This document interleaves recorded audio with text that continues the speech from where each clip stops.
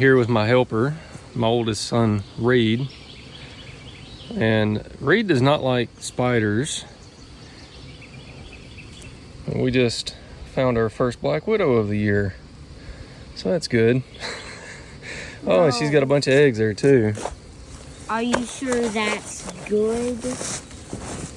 No, it's not really good. That's why you're wearing gloves.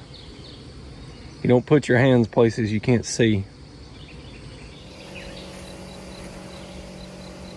These are trying to get in there. Oh.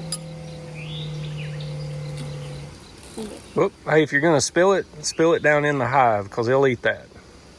Try not to spill it on the ground. Sorry. That's okay. Can these swim? Not really. Here, buddy.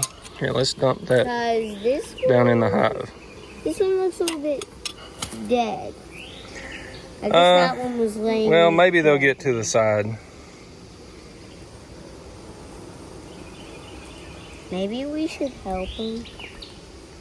Hey, show me your smoker. Okay. Wait, this is mine now?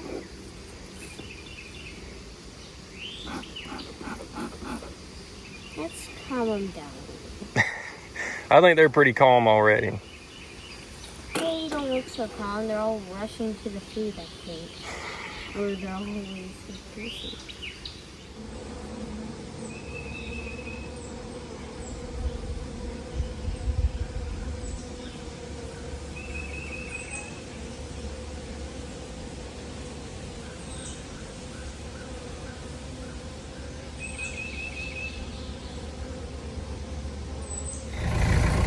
My honey house is right there. This is my storage container, and it has got to be flipped 90 degrees because I need room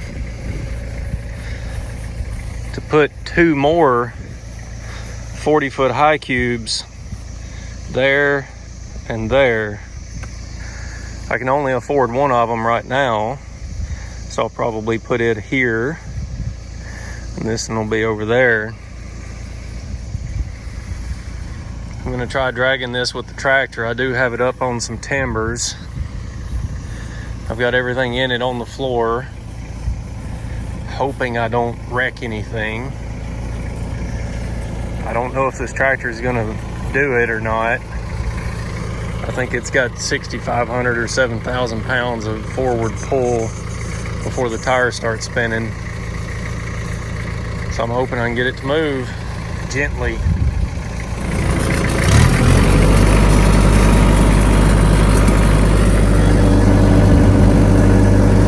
Low range, 4-wheel drive, first gear.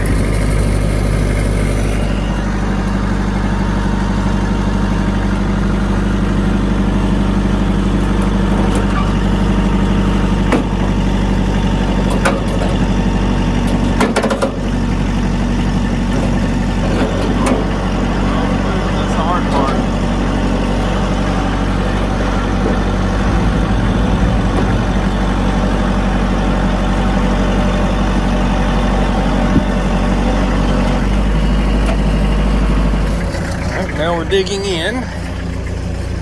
We came off of that.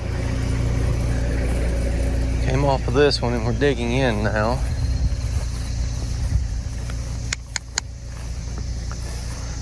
I'll have to jack it back up and see what I can do about that. This right here is digging in, I think. See if I can get this back underneath it.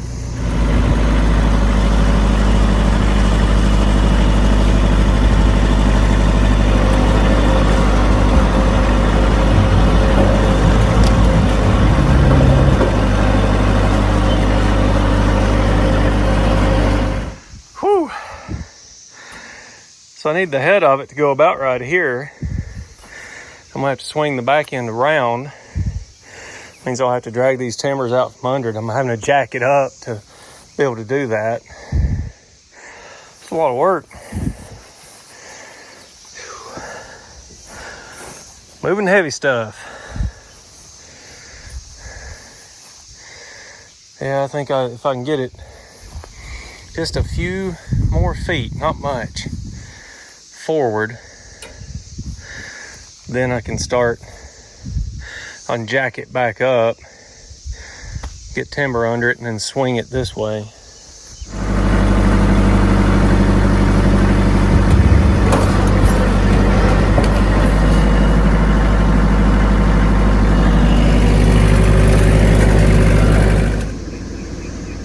I think that's pretty close.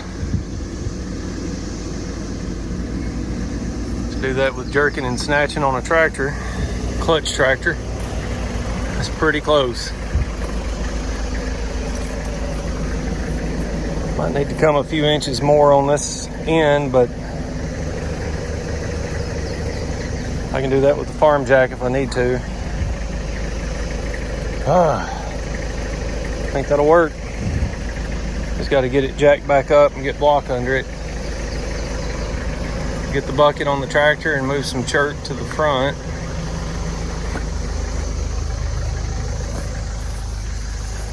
This is going to be syrup, sugar storage, and just some general equipment and tools. And then the new one that I'm getting is going to be bottles and honey. Bottle storage and honey. Oh, this is a mess. I need to get all this junk cleaned up.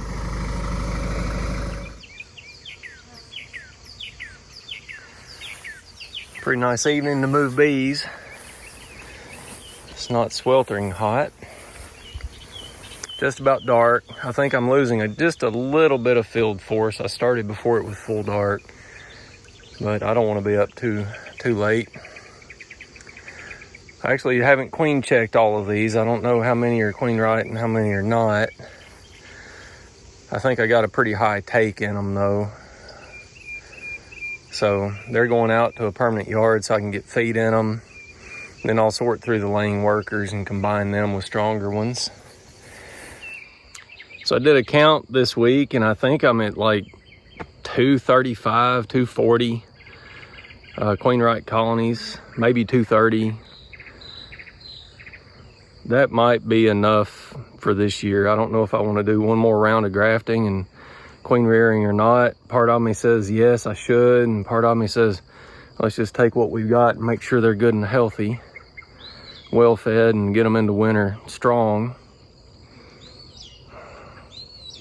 I have to do some more thinking on that, but if I'm going to do it, I got to do it quick. I do want to do some UBO testing, and if I find some colonies that score high on UBO, I might go ahead and breed from them this year. I like to lock those genetics in, promote that. And I did just set up a resource yard. But I've got a honey harvest coming up, so that's going to take a lot of bandwidth. Lot of bandwidth.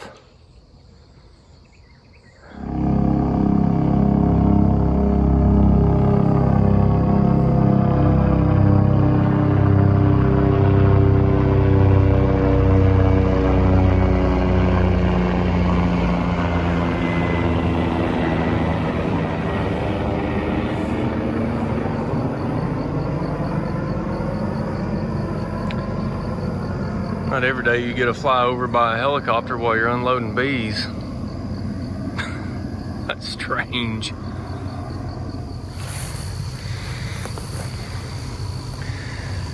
Some of these colonies up here, if the nectar was available, they would be making honey. There's bees hanging out every crack. There's bearding all over the front.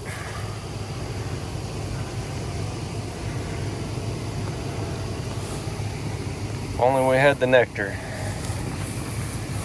We have not had it.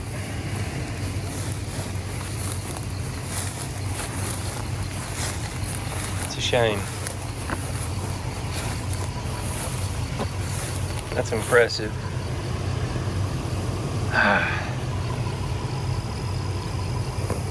You can waste your life worrying about what could have been. You gotta make the best of what you dealt. Here in my newest bee yard, feeding nukes. Most of them are out of feed, and they are progressing. I actually got a sourwood tree. You probably can't see it, but it's right up there that's just about in bloom. There's a big clear cut less than a half mile away up on top of the hill here.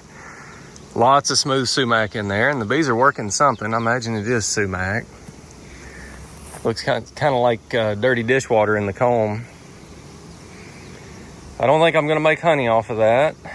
Might, but probably not. But nukes definitely grow better with a flow. You can supplemental feed them during a flow, but they definitely grow better on a flow than they do just with sugar syrup. They will grow just on syrup, but they grow better if they have natural stuff too. And here's an odd situation. I've got a nuke with a new queen made this spring, 415. Put a box on them last week and they're growing nicely. They got swarm cells in here. I don't know what they're thinking. I have no idea what they're trying to do. That is strange.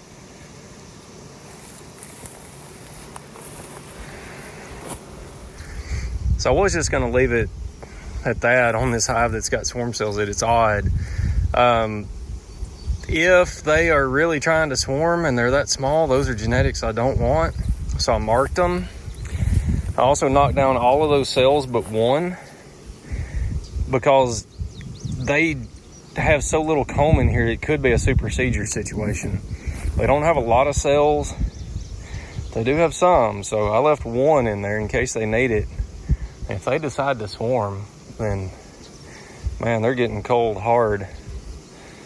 Split them up and use them to boost other struggling colonies. Kill the queen in there. I don't want that. I did pull them down by one brood frame and give it to a little smaller one. So maybe they'll feel like they're too weak to do anything foolish. They are too weak to do anything foolish, but they're sort of acting foolish. Strange, really strange. You don't see that very often. So this little nuke was made on 426. It was made originally on 47, and then it went queenless, and I restarted it on 426 with a cell, and that was successful. But now they're not only 8 days behind all the other ones in this yard, but their bees that they had in here have started to age out, so they're quite a bit weaker than some of the other ones.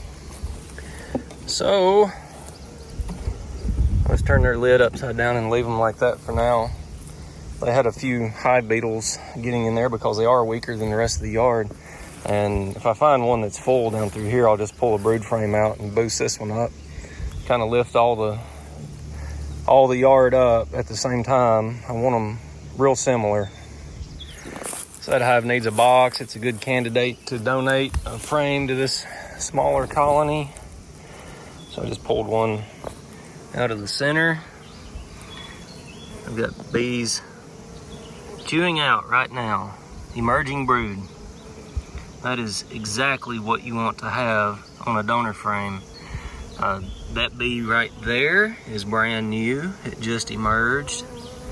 There's bees literally emerging on this frame as I'm holding it. That's what you want. Got this yard moved in here last night. I was down to just a few production colonies, so I reestablished it with nukes. I'm just getting them fed today. I moved them last night, and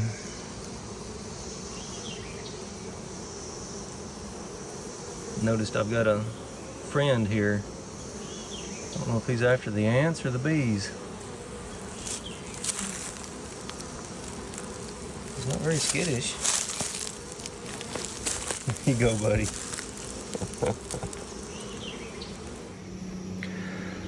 It's June the 6th. I'm in my nuke yard. Got some help. That's Parker. Young man goes to church with me. He's been working with me a little bit this summer. And I just found something pretty interesting. I've been experimenting with surge feeding some of these nukes. I guess I shouldn't call them nukes anymore. This one's got 4 boxes. That one's got 3. So those are hives. But they were made this spring, and I'm trying to get them to draw out as many boxes as possible before they finally stop. So I've got all these set up with internal 1-gallon feeders, frame feeders. So I've got all these hives set up with a 1-gallon internal frame feeder. And I was here last week, and I think it was exactly 7 days ago, and fed all of them 1 gallon. And then some of them I put a 1-gallon feeder on top, 1-gallon bucket feeder. So all of the hives have taken the 1 gallon, even the ones that are small and weak. They've all taken the 1 gallon that I gave them. And none of them have taken all of the bucket feeder. And there are several holes in the tent plug on those bucket feeders. So I think they could have taken it if they wanted to, but they haven't. So it's just a commentary on that.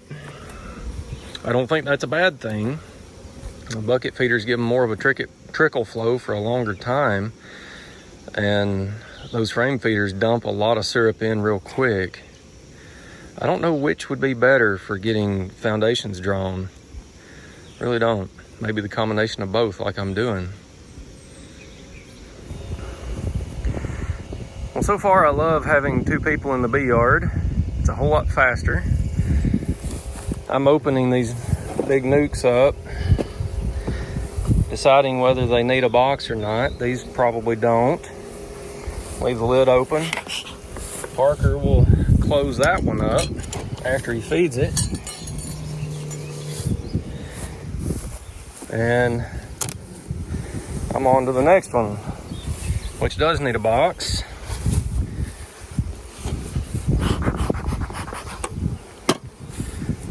Whole lot faster. It's amazing. It's like 2 people can do the work of 4.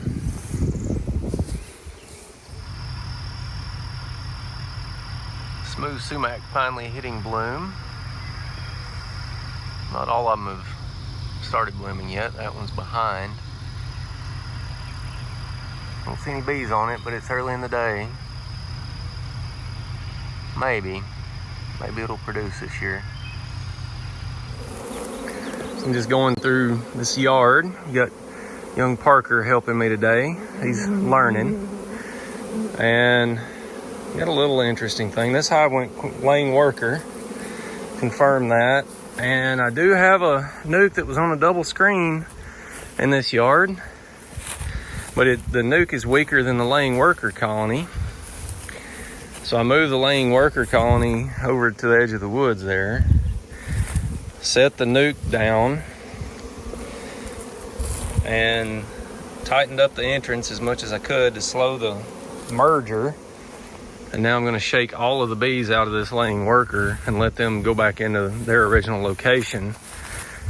And hopefully that'll work out. Hopefully they'll accept this new queen. I don't normally do this. I normally just take laying worker colonies and set them on top of big, strong hives. But I'd like to requeen that spot. I don't want a dead spot in this yard. And the nuke is weaker than the laying worker colony. So that's why I'm doing it this way. Hopefully it'll work out. So my lazy queen excluder technique has worked out pretty good. I've been through all these hives. I've had 1 queen that was above the excluder. You just take the percentages. And then this one, I've got the queen above the excluder. Go down into this first box above the excluder. I've got eggs and larvae and everything. So now I'll go through this box and see if I can find her. If I can't, I'll just have to shake everything out and get it below the excluder. So Parker actually found this queen. She was on against the wall over here. So I'll just lift that excluder up and let her crawl inside. Give her a little time to get underneath the frame, or in between the frames, and lower it back down. Give this a month and we're good to go.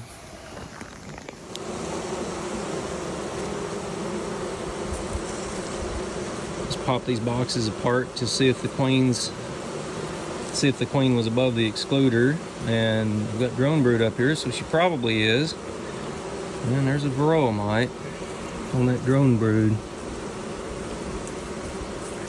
Won't be long before I need to start thinking about treating and measuring mite levels in all my colonies.